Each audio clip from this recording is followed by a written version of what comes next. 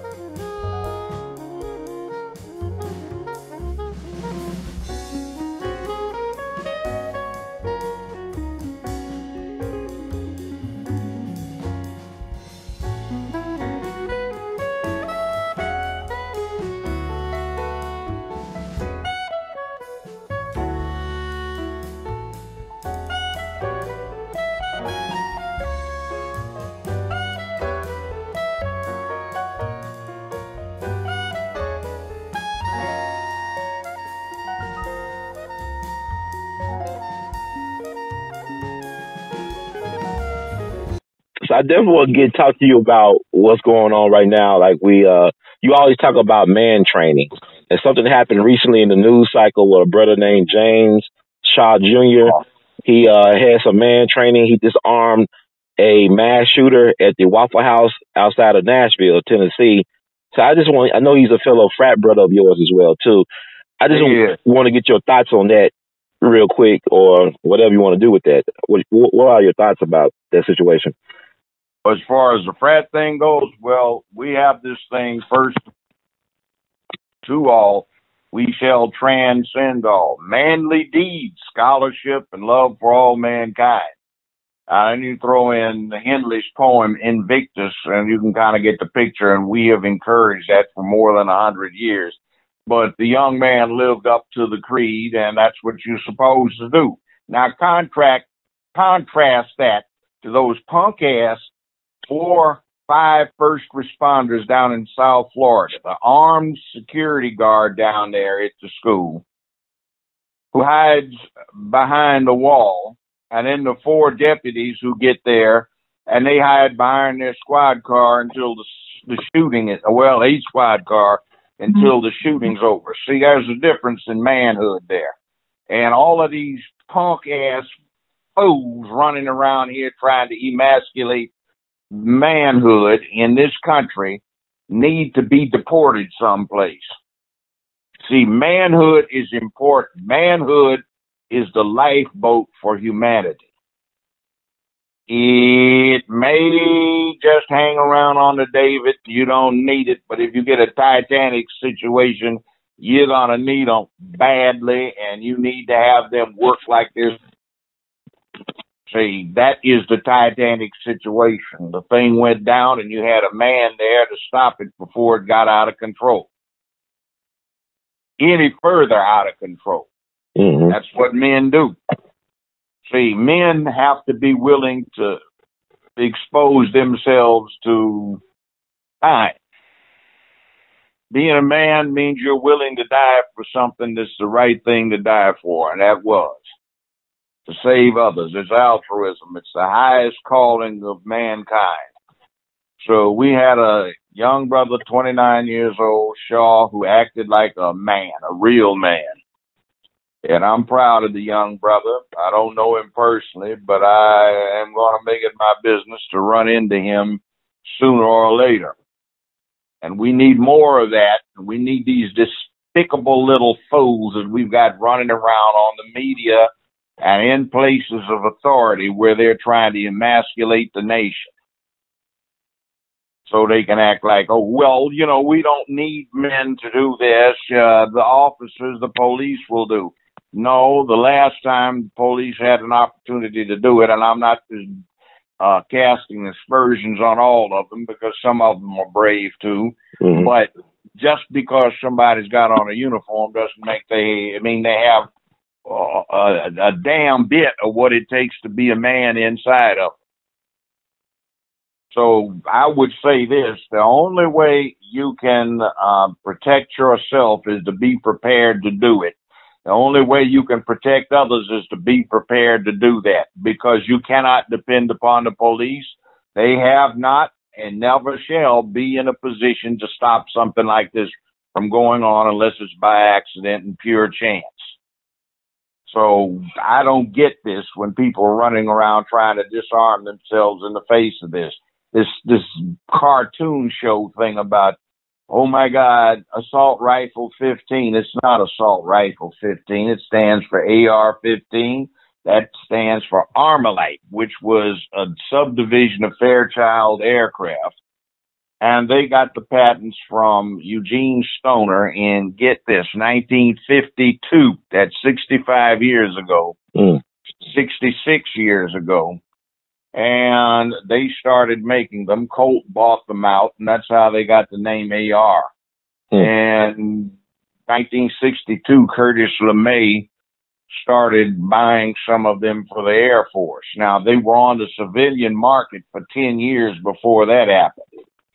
I started to buy one or two of them back in the 60s, but they weren't of interest to me at that time. But they've been around all that period, more than a half a century, on open sale to the public.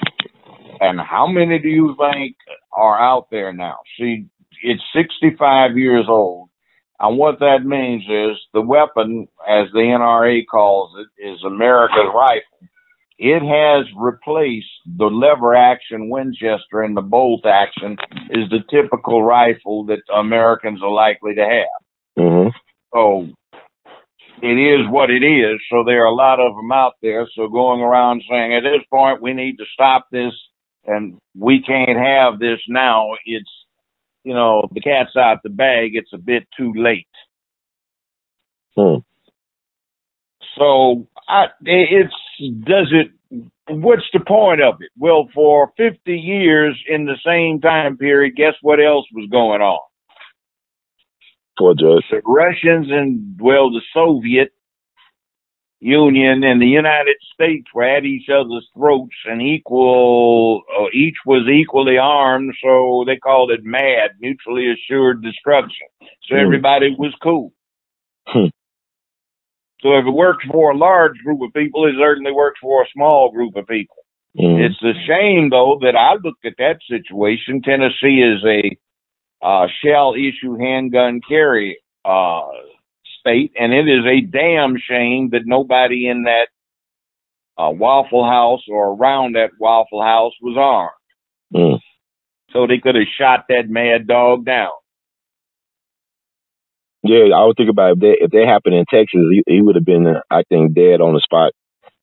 Well, where I live, just about every man on the street has a handgun carry permit. You know, but guess who was patronizing that place? Who?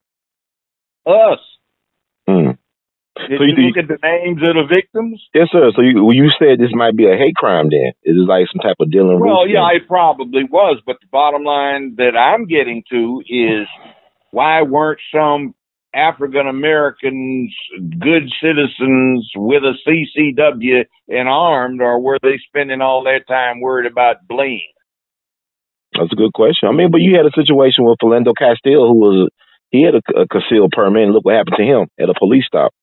Yeah, I know. That caused from the territory. But, you know, that one of these days, we're going to get a resumption of this kamikaze action, and that'll stop. Yeah, I will hope so. It is interesting. I want to get back to the guy, James Shaw. I want to ask you this as well. He didn't have a weapon, so that even put the cops down at Parkland even to more shame, the fact that this guy did not have a weapon. Shame. The same kind of weapon, a 22 caliber semi-automatic carbine. And you've got 1, 2, 3, 4, 5 armed deputies with training with shotguns in the car. These punk asses go hide behind a car or a wall. You have this righteous man who's unarmed, and he rushes, you know, say, hey, I got to do what I got to do. Give it a go. And he rushes somebody with the same 22 caliber semi-automatic weapon with the same magazine capacity, and he disarms the fool. Yeah, but it go back to what you said too about your man moment. That every man has a moment of truth where you reveal who you really are to yourself. And my thing is, like he said, he's not a hero because he wasn't thinking about saving people. He was thinking about saving himself. Like he said, he was not going to be an easy kill for the guy. He was not going to be a soft kill. That's good too. Mm-hmm. That works. That's just a way of thinking. But we have so many punk ass fools running around now who would pee on themselves if anything threatened. Mm-hmm. I mean, I'm 70 years old, and I think about some of my professional colleagues over the last goodly number of years that I've been in the Memphis area. Joe, could I borrow a pistol? Why didn't you buy one? Well, I didn't think I'd need one. Well, I tell you what, go hawk one or two of those suits and some of that bling you have and go get yourself one. No, I'm not going to loan you one. Mm-hmm. Well, but somebody's been threatening to break in. Well, then go get yourself a pistol, fool. Be a man. That's right. That's the manly art of self-defense. And every man should know how to shoot a weapon. Shoot weapons. He should have some martial arts. And he should have the disposition to do just what Shaw did. I'm not going to make it easy for him. That's step one. But most of these punks we have running around here go run off, or else you down in the hood. They hate themselves, so they're not bold enough to put a pistol to their own head, so they'll do anything to provoke somebody into doing them the favor of taking their life. See, this is what manhood's about, putting it on the line. I mean, it was just a reflex. That's what I'm talking about. Mm-hmm. That's supposed to be built into you. I mean, that's like fight or flight. Yeah, there was a natural response. But my thing, I want to ask you this because it's been on my mind too as well. Thinking about, I compare and contrast Sharp response to what happened at Mother Emanuel in Charleston. And he said himself in his press conference that he was not greatly religious. Like he went to church that Sunday with his father, but he's not really a religious person. How much you think religion plays about the fact that he wasn't that religious? You think they play a role in it as well? Like he's not trying to go to heaven and meet his maker anytime soon. And I think about what happened with Dylan Root. I never understood what religion had to do with this equation. Mm-hmm. Chinese who are officially atheists, they are brave as they can be. Mm-hmm. You do not mess with them. The Japanese weren't good Christians with that kind of thing. They had ancestor worship, but they had the kamikaze. Nobody messes with them. Right. The Red Army were some dangerous somebodies, and they were officially atheistic as well. I mean, you don't need religion in this equation except for us. We took it, the Lord bringing me home. No, See, I like this young brother here. He did what he was supposed to do. And this is one of the first few somebodies who stood up to somebody who was going crazy. Right.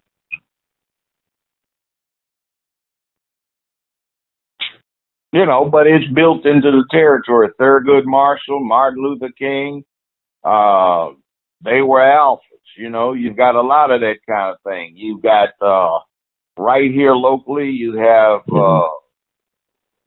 A.W. Willis, you had Russell Sugarman, who's still around, retired judge. They're the ones that risked death and torture by getting those pictures of Emmett Till's body out of Mississippi to the Illinois governor back in the 50s. See, people can be brave and courageous. It's a thing. It's a test. See, some people are confident in their bravery, and what they worry about is, will I perform up to the level required of me?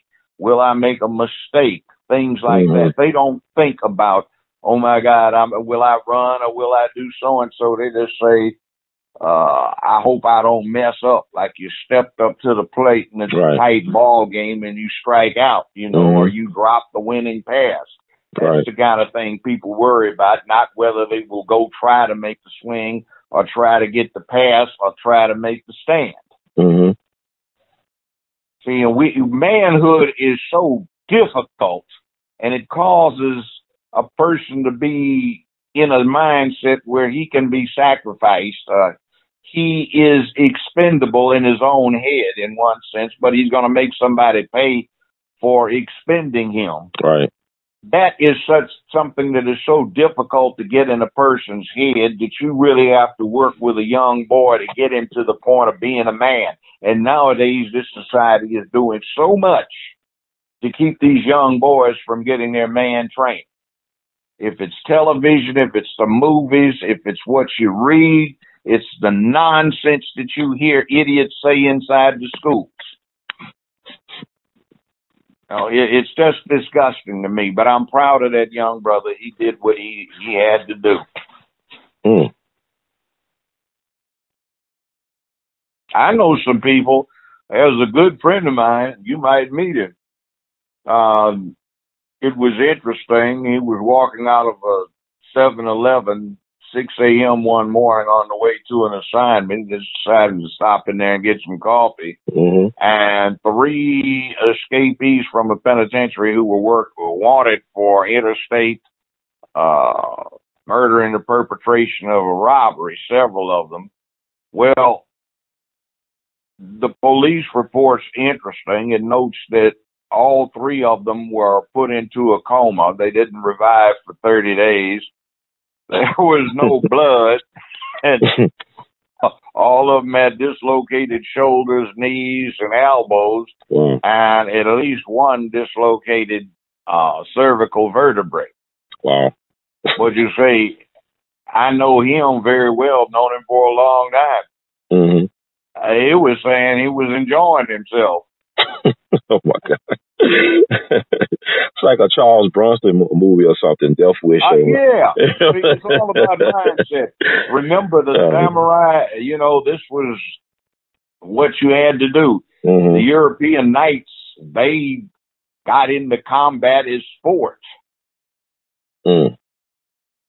You take Shaka Zulu and what he did to the way of fighting down in South Africa. This was a thing men do. Wow. But nowadays, they just try for some cockamamie purposes with some warped idea that this is going to stop violence. You want to take the boys and you want to take the man training out of them. Well, that little sissy that went and did the shooting is a classic example. He's got the predator still in him, but what was it? He came in there naked from the waist down and then took his coat off and ran out of there stark naked.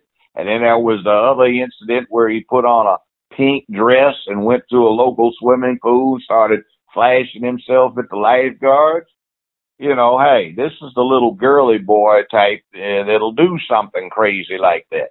What do you think about... Go ahead, I'm sorry, Judge. Go ahead. No, go ahead. Now, I was thinking about, what do you think about the fact that I'm noticing a certain trend, like these white male shooters all look alike. They got that glassy MK Ultra Manchurian Candidate stare, and then they got this weird Dumb and Dumber haircut. Yeah, what's going on? Sissies. They look like sissies. So you think they're being programmed to do this stuff? You think it's some handler that they got? Yeah, see, look. Mm-hmm. I had a nice steak day before yesterday. Mm-hmm. It was good. Mm. But that steak came from a 1,200-pound steer. Mm. It was a big animal. Right. Well, you go to the meat market or go to the restaurant, you get it now, but it used to be if you wanted one, you had to go kill it yourself. Mm. We kill everything on the planet with great alacrity, including ourselves. Mm-hmm. So that is the built-in nature. So what has to happen is you have to socialize and acculturate the individual as he is growing up so that he controls his violent tendencies. So he becomes a man of peace who can be brave and courageous when necessary, just like Shaw. Mm-hmm. You see, you put it in the boy when he's a young kid. Act like a man does this, a man does that. When he pledged the fraternity, he got that put in his head too. Manly deeds, scholarship, love for all mankind. Invictus, out of the night that covers me, black as the pit, from pole to pole, I thank whatever gods may be for my unconquerable soul. In the fell clutch of circumstance, I have not winced nor cried aloud under the bludgeonings of chance. My head is blooded but unbowed. Beyond this place of wrath and tears looms but the horror of the shade, but the passing of the years finds and shall find me unafraid. It matters not how straight the gate, how charged with punishment the scroll. I am the master of my fate. I am the captain of my soul. Invictus by Henley. But life is life, and you saw what Brother Shaw did. And also, something else bothers me. Have you noticed when they list the victims, when they get to that one woman, they embolden her name? I haven't been paying attention since yesterday. I've been looking at that, and I'm saying, wonder why they're doing that. And then they do this other thing, you see, down in Florida, they were miscalling the AR-15 assault rifles, but now they were saying assault-style rifle now. Right. They're suddenly diminishing what the brother did. And then they want to talk about he cried 4 times afterwards. So what? Why would you focus on that? See, I'm waiting for them to drop his bad credit score and behind payments on child support. That's what I'm waiting for. You know, it's interesting. And see, I know they're going to try to rank that. He said one of the things that went through his head was, he's reported as having said that, is he'd never get to see his daughter again. But now he said he wasn't even thinking about his daughter to afterwards. No, like, but I mean, he was thinking about self-preservation. Yeah, like he was thinking about self-preservation. Yeah. He said when he got to the ambulance to be treated, he thought about his daughter, then his 4-year-old daughter. That's after. But it was survival. He was in survival mode. Yeah, but see, you notice the press, they're trying to belittle manhood. Right. Because all of the punk asses in the press who don't have it. So even a woman on CNN, it was a lady on CNN that I guess she's mulatto or high yellow lady. She interviewed him. He said he went to church. Now, he said he wasn't greatly religious, but he said he did go to church yesterday. And she said, "Oh, you went with your mom?" I said, "No, I went with my father." Because normally you would assume he went with his father. But my thing is, what bothers me, because I was at a thing last night, Judge, for the sanitation workers. They had a documentary screening at the main library. And it was a young black man in his early 30s. He's a family man. He's married. And he asked one of the sanitation workers, like, what do we need to do as young black men to take the movement to the next level? And one of the sanitation workers, I mean, he's a minister, I respect him. He said basically, violence is not the answer. Don't pick up a gun, this and that. But what I was thinking in my head is that, like Dr. King said, if a man ain't willing to die for anything, he ain't fit to live. They put their lives on the line for what they want. It's not really about, not being violent. It's about, are you willing to put your life on the line for what you want? That's what I'm thinking. But he started talking about church and religion and stuff. I was like, I can't. Said run away and all that stuff. I'm not belittling him. I wasn't disrespecting him. I'll belittle that. That's what's been going on. We're always being made peaceful. Right. See, it's like it should have gone this way 100 years ago. Mm-hmm. Hey, George, we don't have to go out and visit them niggers out in the far 80. They's getting out of hand out there. I don't know, Bubba. When A.L.L. went out there with Tommy and Dixon and all them guys, that nigger didn't act peaceful. He killed him. Now what his children gonna do and his wife? They ain't got nobody to support them, Maybe we just need to work some other way rather than go. Them niggers is dangerous. Mm-hmm. And see, there was an incident they reported when it got to be 125 years on, about up here, right outside of Hardeman County. Some black folk were being intimidated by the Klan. So one evening when they were getting ready to have a Klan rally, all of the Negroes, black folk, colored, whatever you want to call them, they gathered around and they shot, I think, 17 or 18 of these Klansmen right out of their saddle, and they didn't have any more problems. Over here in Arkansas, not too far across that bridge, there was a case about 100 years ago when some people were acting up and trying to intimidate the black folks. So a lot of relatives who had come back for hunting season gathered and They had a little thing, and the governor had to call out the National Guard in order to restore peace. No problems after that.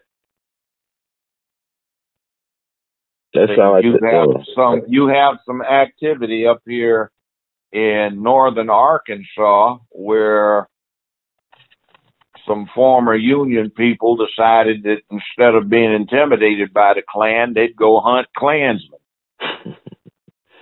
They did, and the Klan problem disappeared.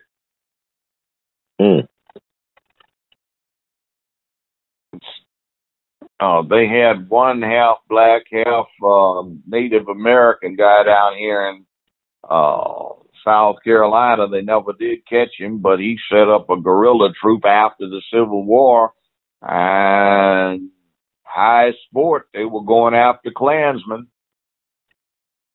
So they decided to kidnap his wife. So what he did is he kidnapped the wives of the sheriff, the mayor, and some other folks.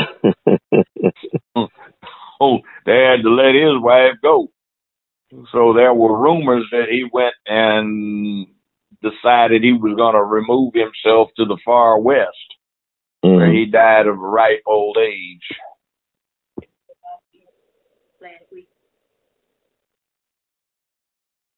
Yes, sir. So that's where you get into the difference.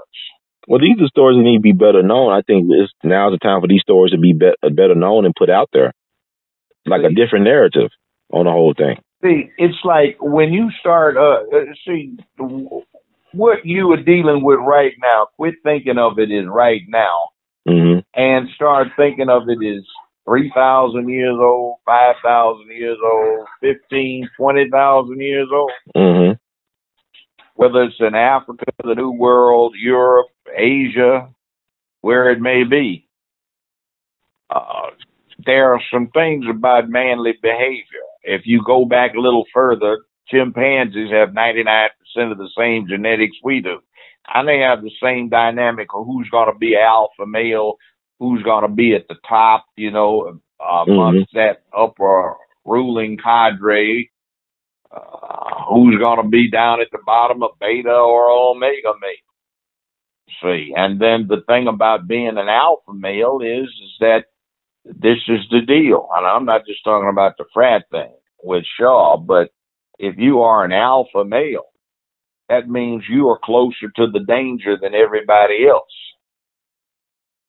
That's your job. So if you want to be Chief Cheese in charge, you have to be willing to face the danger.